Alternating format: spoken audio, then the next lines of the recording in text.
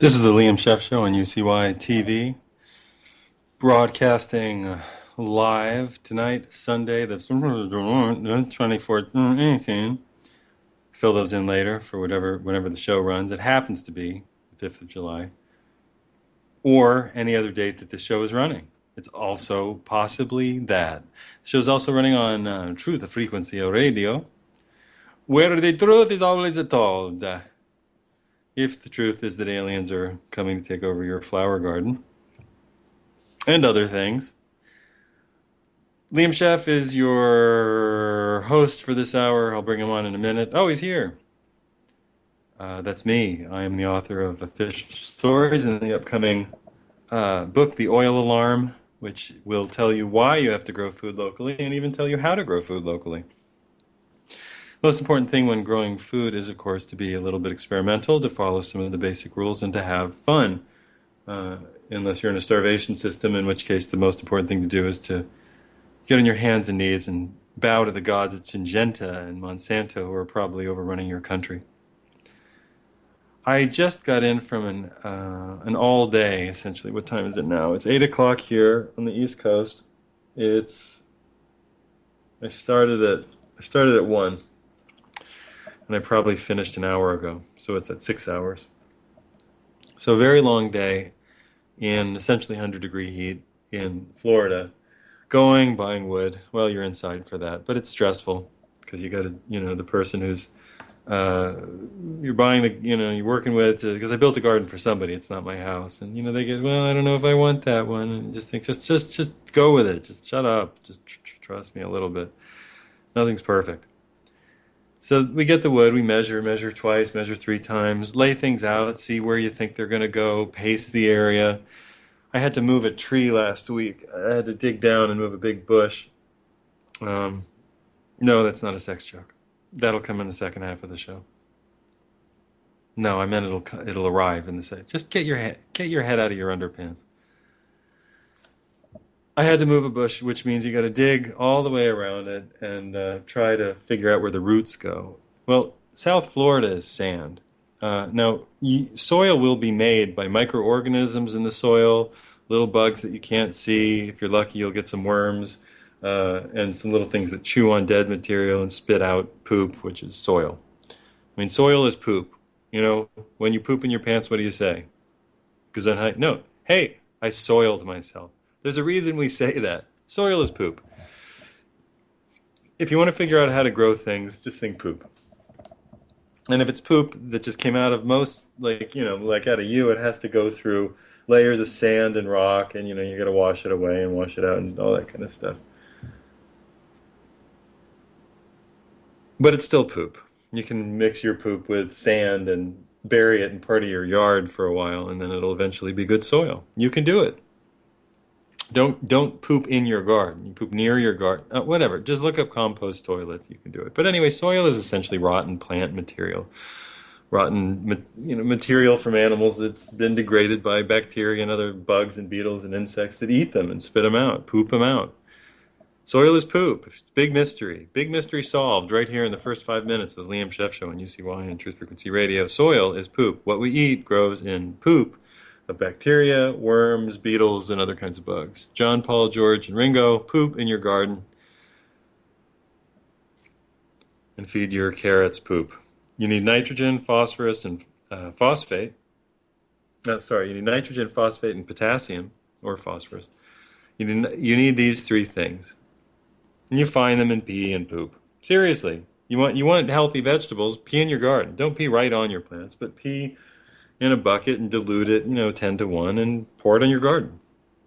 No, I'm not joking. You can pee into a bucket and mix it 10 to 1 or 20 to 1. You can look it up. Because there's nitrogen in your pee. There's urea. There's potassium. There's phosphorus. I mean, it's good stuff. Don't drink it. Don't drink it. I'm not one of those. Don't drink your urine. It left your body for a reason. Put it in the soil. Let the nutrients nurture your plants. Don't put it on raw, because the nitrogen will burn. It'll burn. Oh, deep burn, deep burn. So I'm out in 100 degrees working with this nice lady. She's getting a little fussy, like, oh, don't move that. I'm like, listen, sister, I'm in work mode. Out of the way. I'm a steam shovel right now. Don't do 10 things at once. Robert Scott Bell, my dear friend. He's not a dear, but he's a friend of mine.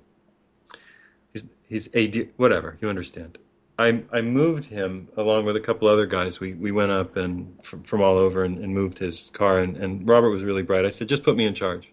Believe me, it'll be a very, you won't even feel, I won't be tyrannical, but just trust me. I know exactly how to move. And I do. And I did, and he did. And it went so fast because I know exactly how to do big things. You know how you do them? Small pieces. You do the same thing over and over again. So if you're moving rocks from one side to the yard to build a garden, you don't pick up a rock and then put it where you want it to go and then think about it and then look at it and then go pick up another rock. No, you bring all the rocks to the middle of the garden and you throw them and then you throw them all the way to the middle of the balls yard and then you throw them the rest of the way. And if there are a couple of you, you have one person on one side, one person on the other side. You always work in assembly lines and you always do one simple job at a time. And the same thing works with moving. You don't take something from deep in the house and then take it outside and wedge it through all the doors and not crush your fingers and not, cut your leg on stuff. And it's very dangerous, careful work that requires a lot of attention. It's just very physical. And then you do that and then you don't walk up the ramp and then figure out where it goes in the truck. You just bring it outside and then you drop it gently onto the pavement or a sidewalk or whatever you have to drop it on. You get everything outside that can fit in your truckload, then you load the truck. You do one thing at a time.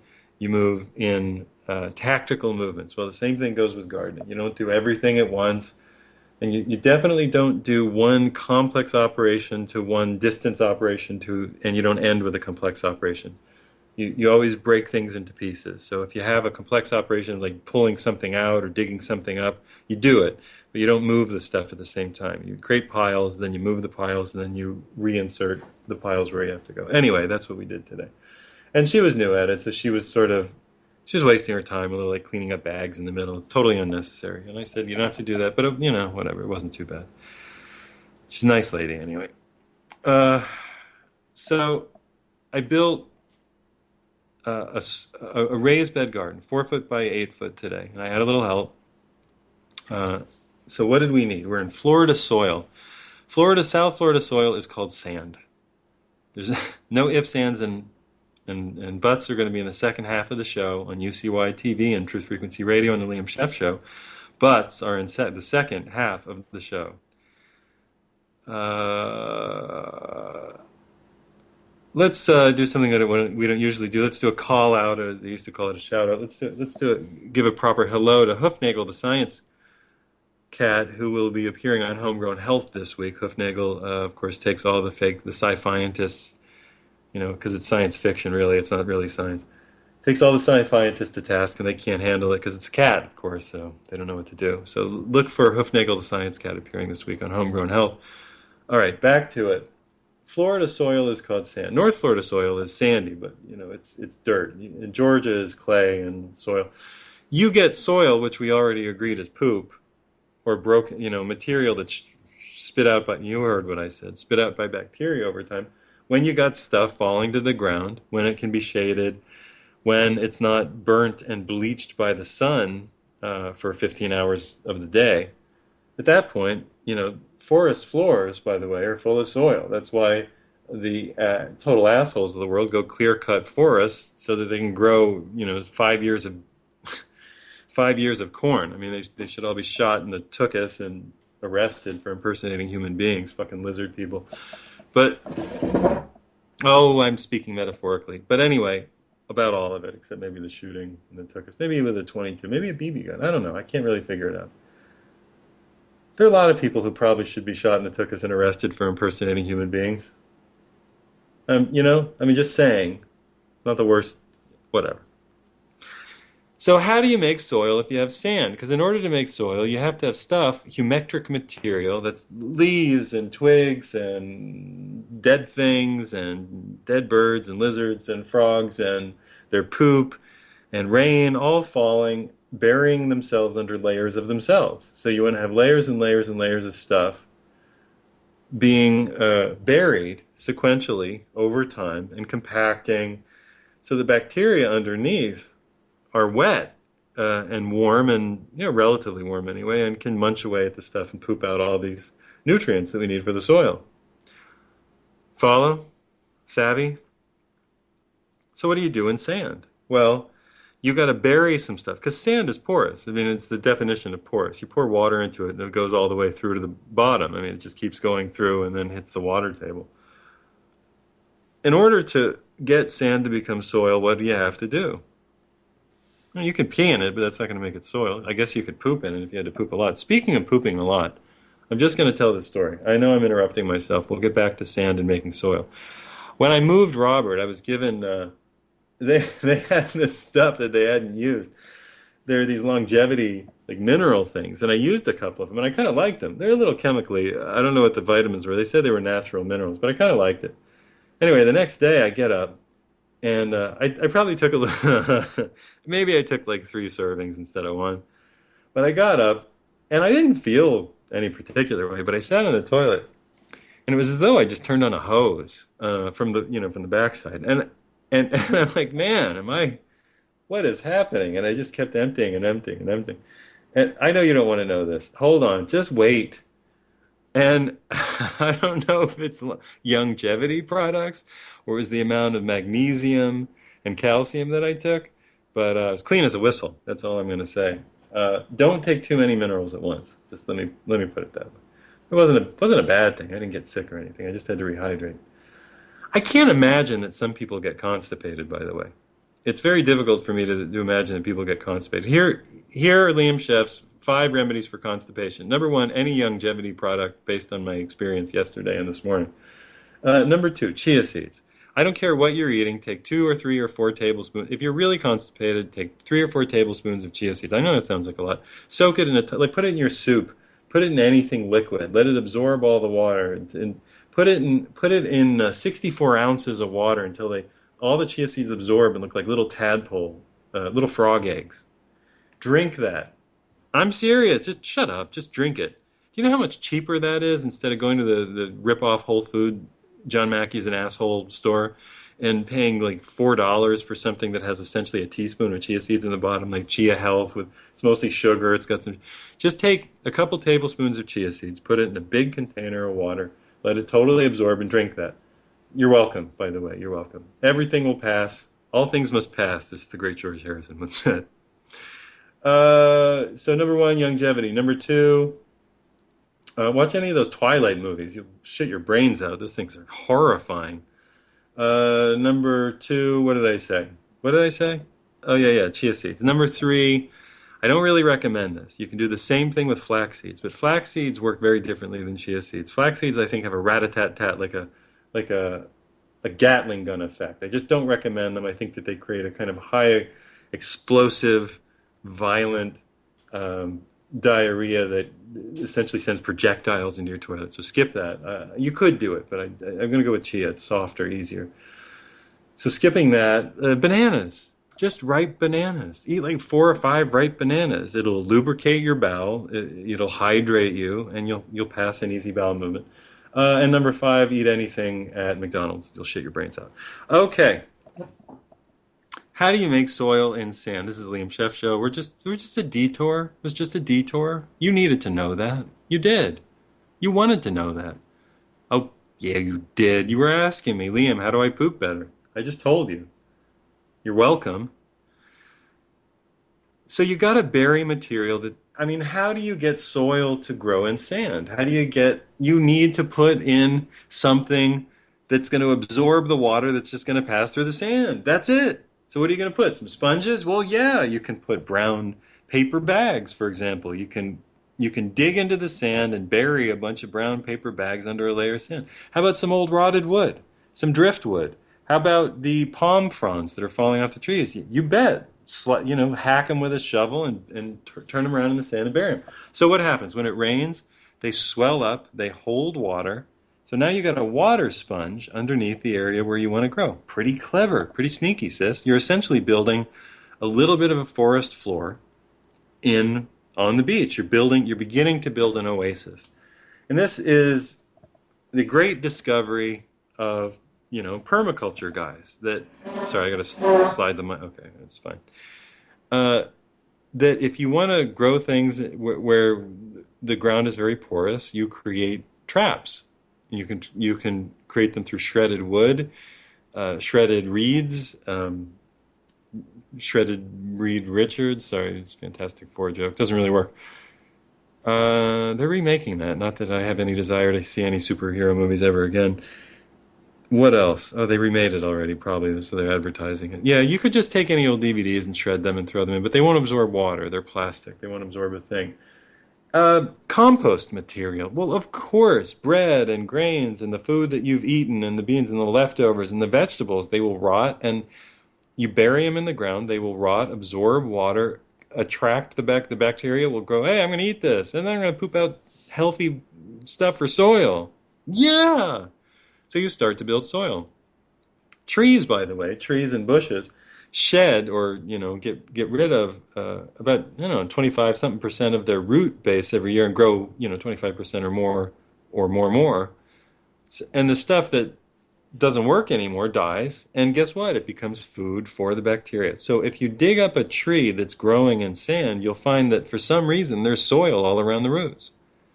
That's because the dead stuff from the tree is dying and making and feeding the bacteria that make soil. It's just a very practical lesson. No, I mean, nobody ever said this to me so simply. Even when I started permaculture a couple of years, whatever it was now, a couple of years ago, they never really just said this. So I'm just telling you, because it's absolutely important and simple and necessary that you understand that if you bury dead stuff, like John Gotti or, sorry, it's an old mafia joke. If you, just kidding, I'm not sure. Just relax. If if you bury if you bury dead stuff like Lindsay Lohan's career, for example, you bury Lindsay Lohan's career in the sand, and it would attract all the bacteria. Paris Hilton's singing career, you attract all. You want it to, it's going to be absorbent. It's going to be cellulose material. You can bury protein material. You can bury some. Don't bury a big chicken or something like that. If you want to take big pieces of meat, don't bury those underneath your garden. Put those in the middle of a compost pile and pile stuff around it, all kinds of cellulose material. And that compost pile, let it get hot. It'll get really hot, and then turn it with a pitchfork every few days and keep turning it. And that animal product will attract back really pretty noxious bacteria that'll break it down and create a lot of heat in doing it. But you'll nutrify, if that's a word that I didn't just make up, your soil by doing that. You can do that. I wouldn't recommend using too much high protein stuff that can carry, E. coli or invite unfriendly bacteria. So today I dug in the dirt and it was sand. And the nice lady I was working with had a compost, yeah, a compost area that she'd been throwing stuff into for probably a few years, which meant that there was pretty good soil around it, which was good. So I dug it up. I took all the old coconut shells that were absorbing water and falling apart, and I took the old pieces of wood and every other thing that we could find, and we dug down into the sand, and we buried it, not too far, and that is going to create an oil sponge. A water. Sorry, I'm thinking about petroleum. It's going to create a water sponge and a bacteria. I don't know, terrarium. I don't know what you'd call it, but it's going to host bacteria. What do I want to call it? It's a medium now, right? It's a medium for growing. It's a substrate. It's going to feed the bacteria that are going to feed the poop and make soil. People say, oh, the bacteria feed the soil. No, they poop and make soil. Everything poops and makes soil. Soil is poop. It's just not your poop. Your poop can become soil, but you got to pass it through a number of layers of stuff. Because your poop is, I don't know. It's like not. I mean, I don't know. It's just one of those human things. Like you date outside the family, I hope, and you don't poop in your own garden. You have to you have to put it through several layers of distancing. That's all. It's the same principle. Yeah. Don't date at home. Don't be Woody Allen. Don't date at home. I know. It's an old joke, but it's still. Whatever, they've been married forever. Who cares? It's a little weird. Jesus, if I was going out with somebody, I swear to Christ, why would I would not? Ugh. I mean, like, hey, I don't think I would take it as a sign that things weren't working out. Like, I'm finding your 20-year-old daughter too attractive. I got to break up with you. I don't want anything to do with either of you except be friends. I would just take it as a sign and move on. But that's me. I guess I'm not a famous Hollywood filmmaker. Okay, no big deal. No big whoop, whatever. I'm not passing. If you want to make soil, by the way, in New York, move. No, they actually used to have great soil in Manhattan. They have great soil all over New York State. But now they have, what is that stuff called? Blacktop, cement. So good luck, Manhattan. Manhattan, this is New York, this is your last chance. So we buried that and we put a couple thin layers of, there's some brown rolled paper and I soaked it. And we put a little more of the sandy soil just on top and we soaked it. We sprayed it with a hose and soaked it. And I'm like, well, you can see that this is now a water sponge. And you can see that the sand lets the water right through, but the humectic material, the plant material, and the old plant material, which is what paper is soaking up this water. And this is going to invite those bacteria. Okay, then we put on the soil that we bought, because we bought soil, compost, humus, what is that called?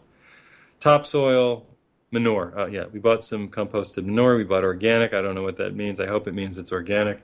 Definitely don't want factory farmed cow crap on your farm because you might as well just throw penicillin into your planter.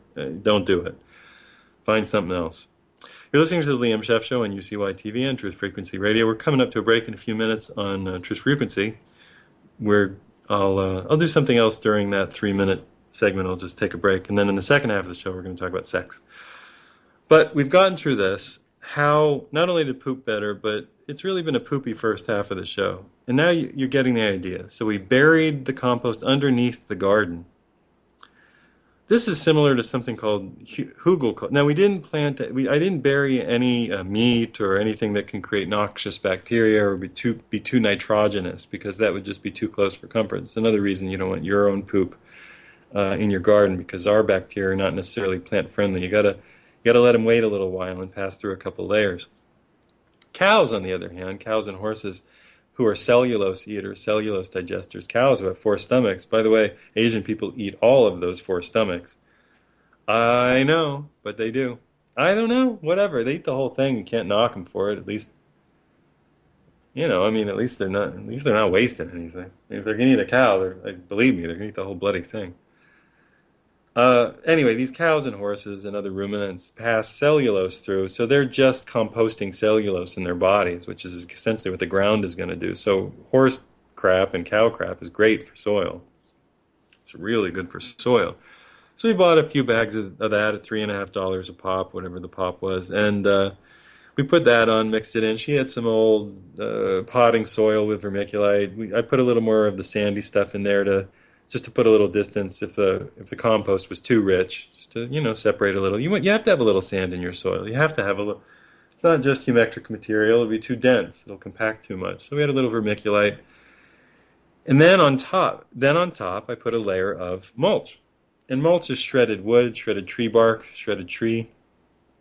What does that do? Well, what does it do? Think about it. You put it on top of the sensitive soil. So you got the water sponge on the bottom that's going to degrade. It's going to degrade and be made into soil. And then you have the soil middle that's ready to be planted. And then on top I put like a graham cracker. It's like a graham cracker sandwich or something, right? So in the middle there's melted marshmallow or something that everybody, I hate. I don't know. It's a bad example because I don't really want melted marshmallow and a graham cracker. That doesn't sound that bad. I don't know. Anyway, on top we put the other graham cracker. So what does the other graham cracker do? Well, it's mulch. And what does it do? It's on top, so it's a condom. It's a protector. It's a preservative. It protects the soil from the sun, because the sun is a bleaching agent. The sun is a degrading agent. It'll just tear the thing apart and neutralize it and make it sterile. And you don't want sterile soil. You don't want sterile soil any more than you want sterile testes. Any more than you want Cheryl Teagues. Not now. Maybe then. I'm sure she's a lovely lady. But once upon a time, I was never into blondes, though. So I was always a brunette guy, a little darker skin. Just always my thing. Even when I was little. We'll talk about that in the second half of the show. It's just I remember there was this Lebanese girl in my class, and I remember telling a friend, like, oh, I have a crush on her. And I guess her nose was a little big. It wasn't huge, but he's like, why? Like, why her? I don't know. I just do. She just looked good to me. She had dark feet, dark Lebanese, whatever. Who cares? It was a long time ago. She probably doesn't even remember she was in school with me. Maybe she does. Maybe she's listening to this show now. You're listening to the Liam Scheff Show on Truth Frequency Radio and UCY TV. We're on a break now at TFR. Let's change subjects. We've gotten through soil. You know what to do. You know that soil is poop, and you know how to rehabilitate sandy soil. You got to bury stuff underneath that's going to become soil and hold water. You can buy some soil, get some compost, put it in the middle, and then you protect the top with mulch. You can bury your seedlings and plants in that soil. They'll come up through the mulch, and you will protect that top layer by mulching it. You got to have mulch on top. You can either have a dead mulch, like a plant mulch that's dead material, or you can have a living mulch. You can have a living mulch like sweet potatoes, or I suppose mint is a kind of living mulch because it'll just take over an area. But there are a variety of things that will grow ground cover. But if you want to grow annual plants, if you want to grow some tomatoes and peppers and all the kale, collards, etc., all the things that we like to grow. Except I was telling my friends, I said, she said, not collards. I said, all right, just keep it to yourself. You figure that out. But if you want to grow those things, you do need fairly rich soil. Tomatoes, collards, you need fairly rich soil. So we have built a fairly rich soil sandwich. Little hard stuff on top, little hard stuff on the bottom that's going to break down. The stuff on top will break down eventually. But it's also going to protect that fertile soil from being bleached and degraded by the sun. You're welcome for all of this information at no cost to you at all. If you want to pay back the host, you can please go to Official Stories on Amazon.com. Please do. Please buy a copy of Official Stories. No, it's only $13. It's only a mostly 5-star book that people have generally loved, unless they were mentally ill or insane. I know that's not a very nice way to talk about the people who didn't love it, but you go read the 1-star reviews. They didn't read the book, and they're like, he's a conspiracy theorist. No, I'm not. I'm an historian. There's a difference. I'm an historian. I read history. It's a fun book. You don't have to love it, but it's a fun book. And I think that you might really actually like it if you give it a shot. It's there. It's pretty cheap on Kindle. In fact, it's $0 on Kindle if you're signed up for Kindle Unlimited. I think I get 99 cents or something from that. But you can buy it on Kindle, which I'd appreciate very much, for $5.99, and you can own it on any computer or phone or iPhone that you carry around with person that you carry around with you, and you can read it.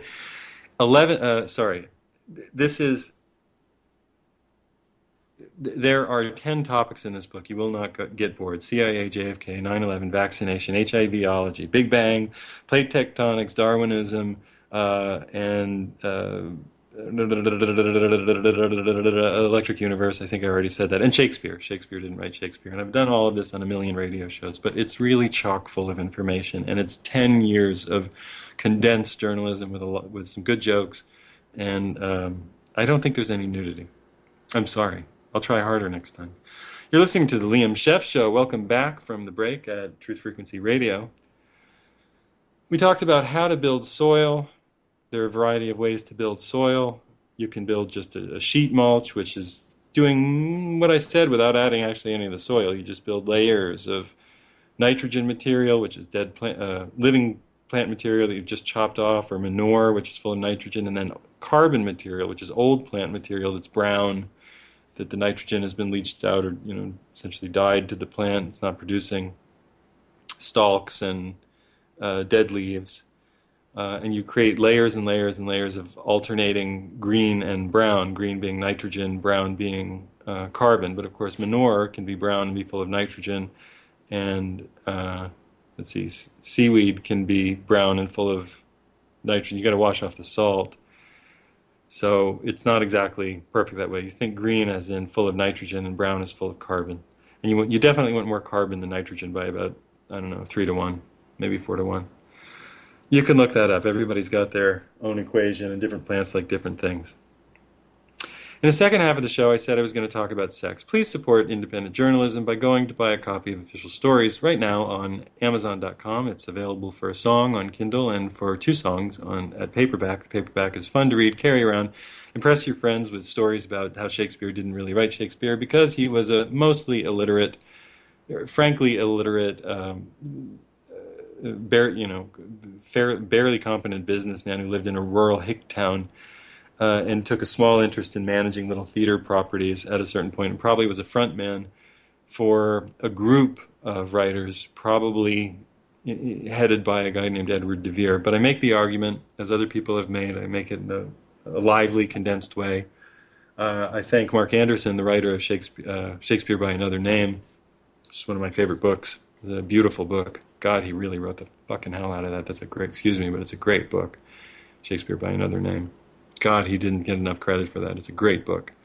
And that's chapter 7 of my book. Chapter 6 is HIVology, which is just explaining what eugenics is. You know, you give somebody a test that doesn't work, it comes up positive for everything. You give them drugs that kill you, and you clap yourself on the back and congratulate yourselves for being such a hero.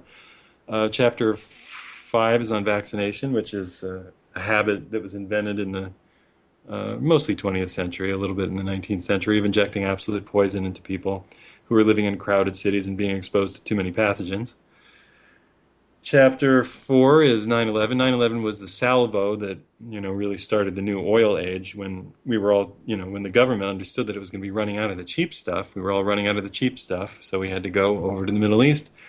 Chapter 4 is all about 9/11. 9/11 was the show, the big show, the thing that moved us all into thinking that somehow bad guys wanted our freedom. Well, I haven't heard mostly anything from Al-Qaeda in about 100 million years or however long it's been since the 9/11 event.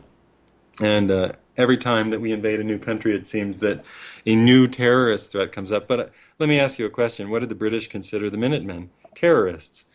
You invade a country, you're going to expect people who live there to rise up with guns to try to get you out. I'm sorry, but that's just what happens. I saw Red Dawn, and if they invaded here, I wouldn't be welcoming them. Hey, come on in. Get the fuck out. It's exactly what I would say. I'd say it in groups with guns. That's what we would say if we were invaded. That's what people overseas do. We just want their oil, so we call them terrorists. I understand that fundamental Islam is not everybody's best friend. I'm not really worried about it because there's no reason for us to be in those countries, is there? Oh, yeah, it's the oil. Chapter 3 is about CIA and John F. Kennedy. And how Kennedy was going to break up the CIA, that happy little group of mostly expatriates, really, who were living overseas in Europe, machining elections over there during and after, machining everything over there during World War II and elections after. Chapter 2 is CIA, all that I just said. Chapter 3 is Kennedy and what happened to him. Chapter 1 is the introduction, and the introduction is about a guy named Smedley Butler and another guy named Wesley Clark, and another guy who was a general, and another guy named Donald Rumsfeld, and just this argument that, official stories exist to protect officials. The last 3 chapters on Big Bang, there was no Big Bang. First there was nothing which exploded is a religious concept. First there was nothing which exploded is a religious concept. First there was nothing which exploded, I might as well say expecto patronum. It was invented by a priest in 1927. It is not a scientific concept. You cannot test it. You cannot prove it. It has been falsified over and over again. Most sane astronomers will tell you that there are so many problems with Big Bang. It's not a theory. It's not an hypothesis. It's a fantasy that they've more or less abandoned it, and they just sort of nod their heads when their superiors tell them that that's the going argument. No, it's an electromagnetic universe. We've talked about it in the show before. That's chapter 9. Chapter 10 says, I skipped chapter 8. Chapter 8 says that life happens accidentally, which is an amusing joke that's really an anti-religious argument. Life is clearly not an accident. Life is a patterned integrity. It is a fractaline entity that occurs all over the universe all the time. It is not a stupid accident. We are not here through slight, successive, and accidental changes. We're here through an unfolding of a fractaline, call it a mind, call it a will, call it a whatever, call it a mathematical equation that makes us horny. I don't know, call it whatever you want. But look at the smallest item that occurs inside of a human cell the lowest common denominator, the least reducible thing, and it is so motherfucking complex that nobody has any idea how it happened. So fuck off, slight, accidental, and successive. This world is made, like the whole universe is made, by electromagnetic plasma intelligence. Nobody will tell you how it began. That's a human function. Human beings live and die. They're born, they live, and then they die, so they think that everything has a beginning and an end, but maybe the universe doesn't do that. Maybe the universe is eternal, which is a little bit mind-blowing and should humble us, but it doesn't. It's chapter 8. Chapter 9 was the Big Bang thing. Chapter 10 is plate tectonics, which is an amusing idea that the Earth is growing, but also shrinking at exactly the same rate of speed. We don't know where, we don't know how, but it has to be doing that, otherwise the Earth would be growing, which wouldn't fit our model of the Earth very well, because it would mean that planets were kind of alive and we wouldn't know what to do with that. Now, I can't tell you that the Earth is growing, and I can't tell you that it's shrinking. But these are the arguments that are out there. So the mainstream says the Earth is growing. They also say it's shrinking at exactly the same rate of speed. The expanding Earth people say the Earth is growing, period, end of story. It's not shrinking at exactly the same rate of speed. The David Pratts of the world, and I maybe like David Pratt's stuff, says that the Earth was hot, it's cooling, and so there are shifts in temperament and shifts in size and that sort of thing. But nobody knows. The bottom line of chapter 10 is nobody bloody knows. And I don't care what you say. Nobody bloody knows. Earthquakes seem to be more electromagnetic. You can, you could look for strong called tellular occurrence. There's strong, it's like lightning underground. Strong electric currents seem to prefigure massive earthquakes. All weather on Earth is clearly driven by electromagnetic forces, plasma forces from the sun. That's why they have the spiral shape of the plasma toroid, which you can reproduce in a lab. That's, again, chapter 9, 10. And chapter 11 is a sort of a recapitulation of, how life came to be, my rough draft. Some of the stuff that I just said. So if you buy my book, Official Stories, God, it's the perfect homeschooling book. It's so full of ideas, and a lot of them are quite interesting. And they're arguments. I'm not telling you this is exactly true. Do you know why I'm not telling you that? Because nobody knows. Nobody in the world knows what's exactly true. This is the problem of human existence. We're full of ideas. We don't know exactly what's true. We don't know exactly how anything happened. This is I met a really great guy, works on the Robert Scott Bell Show, and he was telling me he was religious, and I wasn't being sarcastic, and I said, oh, which religion? And he was surprised by the question, because I guess he thought there was only one. And he's not a dumb guy. He's a really great guy. And he said, oh, well, I believe in God. And I said, okay, which one? And he said, well, okay, Jesus. And I said, okay, so I get it, you're a Christian. So we talked about that a little, and he said some things, and I said, look, let me explain something to you. The reason I don't worry about Christianity or Islam or any other religion in the details is because tell me what you did 50 days ago, exactly. Tell me exactly what happened 50 days ago. Nobody can remember. Tell me what happened 100 years ago. You weren't here. Now tell me what happened 40 years ago that you weren't there and you didn't see, but somebody might have told you about, or maybe you read about it in a comic book. And now tell me what somebody that you never met was thinking when they went alone into some garden. Nobody knows. These are stories. And I said to him in the simplest way, I don't believe anything that's too detailed, that's too long ago, that's mystical, because people are crazy and they make shit up. Period. End of story. That's the end of the philosophical discussion about religion. People are crazy and they make shit up. You never know what's true. You really never know what's true. One day, all right, I said we were going to talk about sex and love. Let me tell you about being a young man. You constantly think that you're falling in love. Constantly think that you're falling in love. But what you're doing is you're discovering who you are in a reflection of somebody else. So the first time you think you're in love, you're just in love with the fact that this girl actually lets you talk to her, and she's so beautiful, and it excites every one of you. If you're a girl into girls, if you're a guy into guy, I don't care. You're talking to the person, and this person turns you on. Now, why do they turn you on? Because they're talking back with you. Because you've been alone masturbating in your room for years. That's why. Because you just discovered you're turned on by somebody. And there you are, and they're reflecting. I'm just going to use she for an example. She's reflecting back to you, and she's, just seems so gorgeous. And she seems like the most beautiful woman you've ever, girl, or if you're a teenager, or woman, if you're an adult, that you've ever seen. And then, you flirt and you flirt and you flirt and you kiss a little bit and then maybe you see her boobies and then the next day you don't see her and the next day you go back and you realize that she's actually really snotty and you're like, why didn't I didn't see I couldn't see that. You were hypnotized and it wasn't her. She wasn't lying to you. The chemicals of pure attraction were overwhelming your being. The chemicals of pure attraction are devils. Absolute bloody devils. You have no idea what you actually like until you've had a couple of kisses or until you're experienced enough to know that. And it takes a while. And most people never get to be that experienced until they get married and they're a few years into the marriage and they're so sick of their partner and they go, how did this happen? We were so in love. Point is, marriages don't last forever. Romance doesn't last forever. Romance binds two people who have something in common that they want to share. And that something might last a week and it might last 10 years and it might last 20 years and it might last 5 and it might last a month. You don't know. So it's important to go a little bit slowly. That's why I don't really like Marav McKelly or whatever her name is. It's not McKelly. Let me look it up. Anyway, she's the Israeli lady who's makes a lot of sense. She's on the it's not called the diet. What's it called? The parliament or something over there in Israel. And she talks about, having neighborly relationships with Palestinians. And she has this whole thing called cancel marriage. And I'm just absolutely crazy about her. She's so bloody smart. Marav McKelly. Okay. Thank you. Gesundheit. I got it right.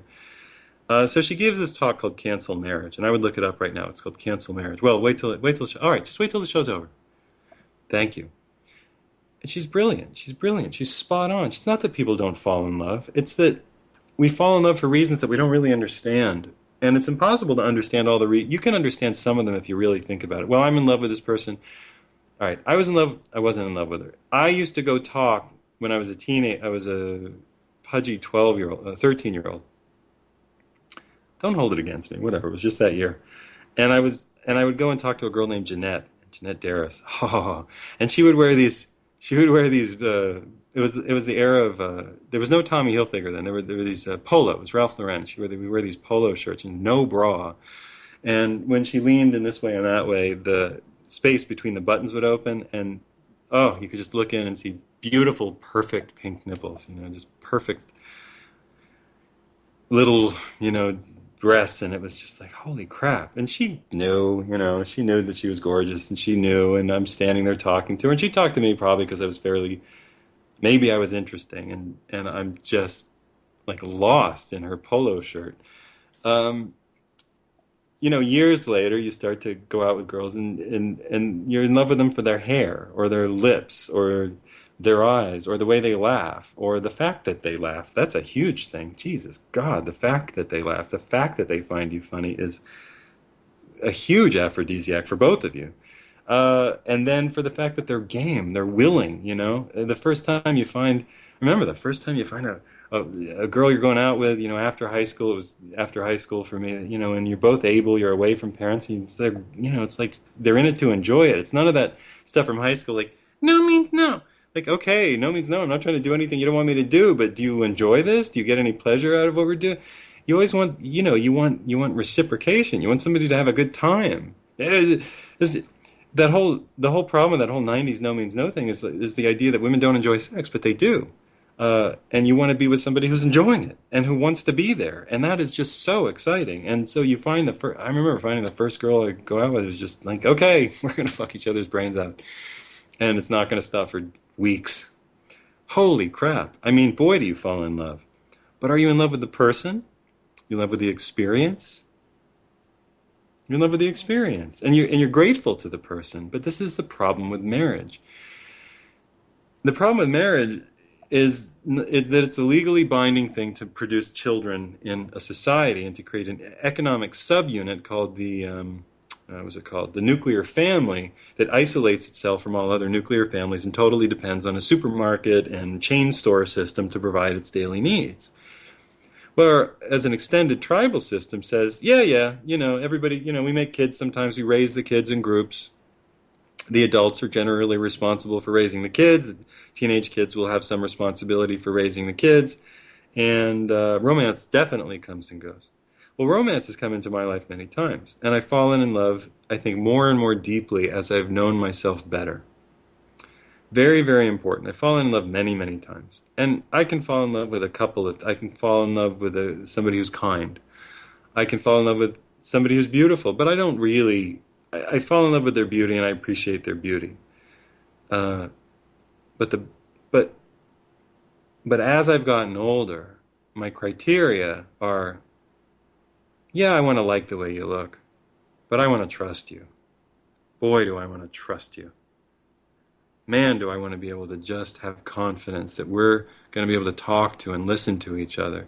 And that in an emergency, you're going to be all right. You know, you're not going to panic. I don't have to carry all the weight. You'll carry some, I'll carry some. Very important.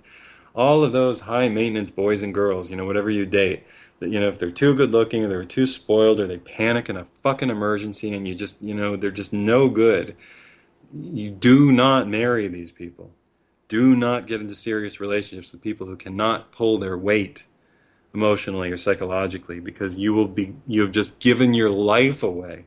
You've given your life away to a sponge, to a suck, to a vampire. Don't do it. And if you're in a relationship with a vampire, break up.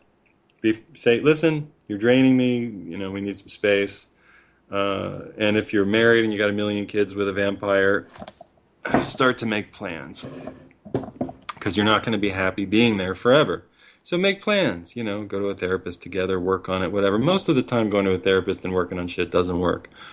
Because if somebody's not if somebody's not really very self-motivated to be a kind of complete person, a therapist isn't going to convince them to. It's not how it works. People who go to therapists on their own go because they know they got something that they need to work on.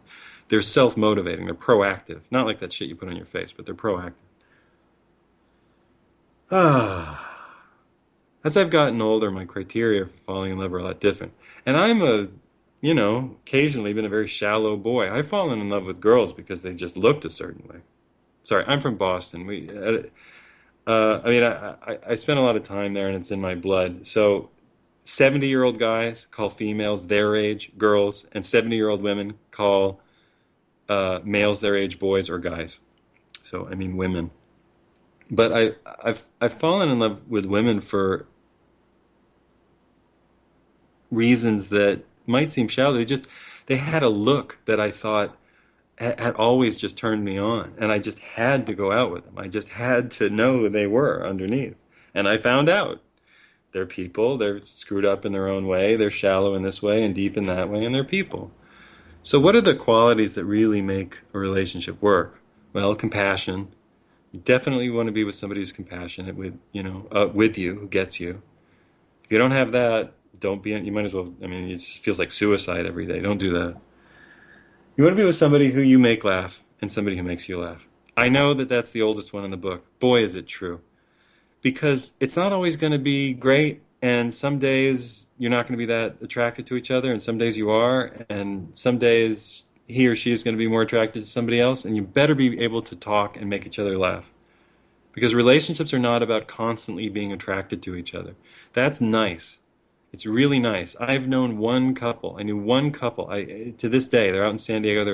They work at the Gerson thing. I don't want to give too much away. They're lovely people. They're very attracted to each other. It's been forever. They got like a handful of kids, and they're both really, really smart, PhD people, and they just love each other's sexually. They're the only couple I've ever met who, after that many years, is just like, yeah, we gotta go have sex. And they have intellectual parity, and they're not holding each other up, and so on and so forth. It's so rare, and I don't know. I don't know what the gods turned it in their favor, and I don't know all their secrets. Maybe they're sick of each other sometimes. I don't know. But anyway, that's the way it seemed. Most people come and go. They either have more of a sexual attraction or more of a psychological. Shit, a lot of couples just become very unattracted to each other. The guy doesn't take care of himself, or the girl lets herself go after the third or fourth kid, and everybody wants to go here or there, have other attractions. So the girls go watch Magic Mike, or maybe the guy, if he's in the closet, goes to watch Magic Mike XXL, or if he's bisexual and just wants a little turn on or something, and they stop. People have to stop having sex, which is okay. But it would be nice if we allowed each other, I think, and this is very unconventional, but I think I think that we fall in love over and over again in our lives and have little romances. And I think you should be allowed to have little romances. Sometimes they can become big romances. Sometimes they can become important people who take you in new directions. I don't believe in marriage forever. I believe that life is long and complex and takes you on many journeys, that the spirits, powers that be, the energies of the universe show you new things, and you take care of your responsibilities. You got kids with somebody, you take care of those kids, you work out the agreement, and if you need to go and break free and go somewhere else for a while, you do, but you don't abandon your responsibilities. My father abandoned his responsibilities. That's why he's a total cunt. Not in a good way. And I know that was the worst word I could have said on the air, especially, degrading, whatever. Just suck it up. But my father totally abandoned his responsibilities. He managed to be a pediatrician who injected a lot of other people with chemicals and didn't pay child support for his own kid and had violent outbursts towards his kids. And then he stopped. To his credit, he stopped. And he's just he's a coward and a dickhead. But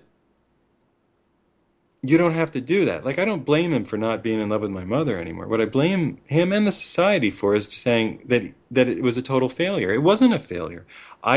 Whatever you think of me or my show, I came out of it, and that's good for some people.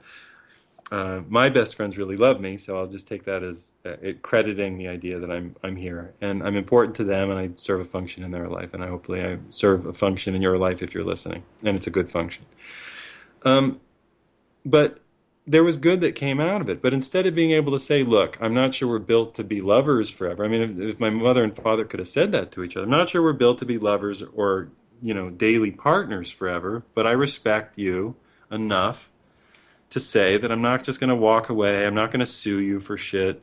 I'm not going to beat up on you for what didn't work out. Let's raise this kid. We can be at more of a distance, but let's raise this kid, and you go on and have your stuff, and I'll go on and have my stuff, and we'll be all right.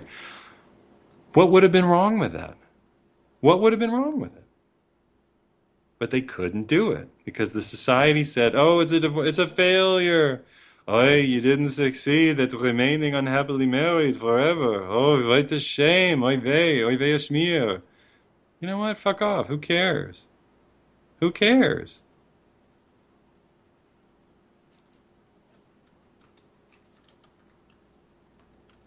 Sorry, somebody's asking me to chat. Who cares?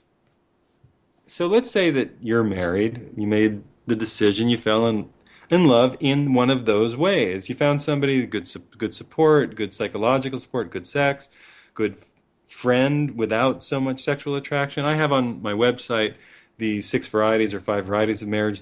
There's acquaintance, which is essentially an arranged marriage. There's friendship, which is tolerating a lot of differences and not going too deep in a lot of ways, but supporting each other in certain things. There's best friendship, which is an organic thing that nobody can predict, in which you just have so much in common and you want to share every secret because you trust each other and you are each other's sounding board, and you do not crucify each other and hold each other up on pins and needles for the things that you actually think and the things that you hope and your secret dreams and all that kind of stuff. There is the lover relationship, which is volatile, which is just driven by sex. You don't even have to be friends for that to happen.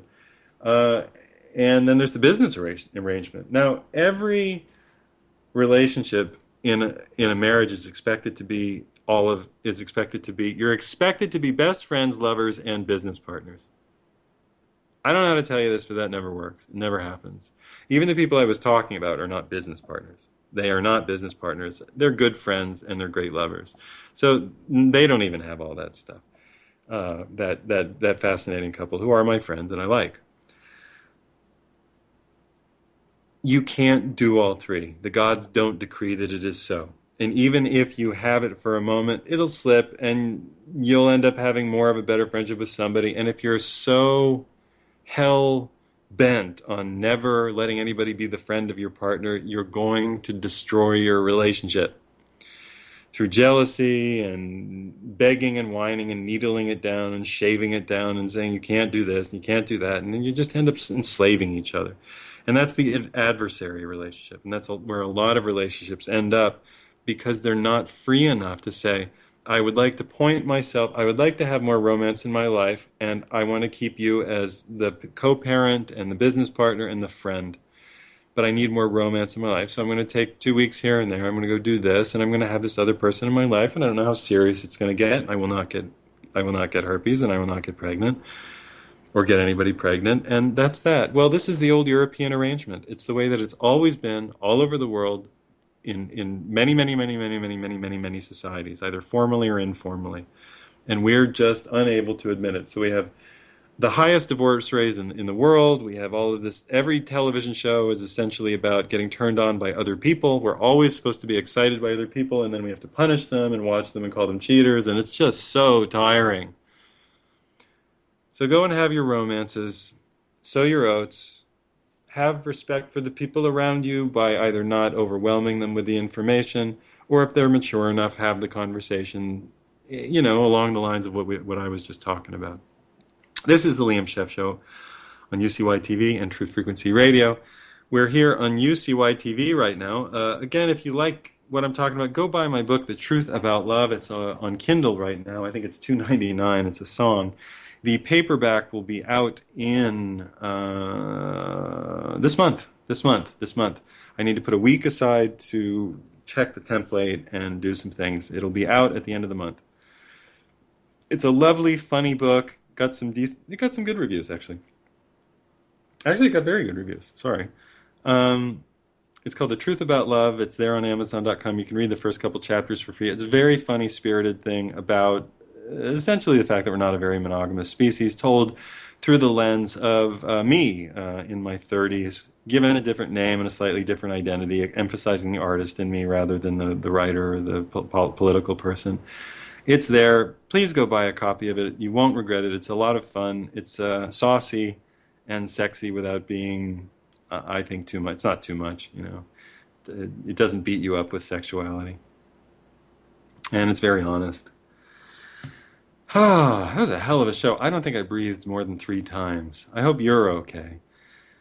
You can support independent journalism by buying my books. You can go to my webpage and what